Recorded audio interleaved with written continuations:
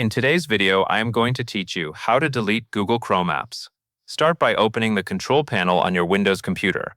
A quick way to get there is to open the Start menu, type Control Panel, and then select it from the results. Once the control panel is open, look for the option that says Uninstall a program. In some versions of Windows, this may appear under the Programs category. Click that option to open the full list of software currently installed on your device. Now take a moment to scroll through the list and find Google Chrome. The programs are often listed alphabetically, so it may be easier to locate if you move down to the section where the letter G appears.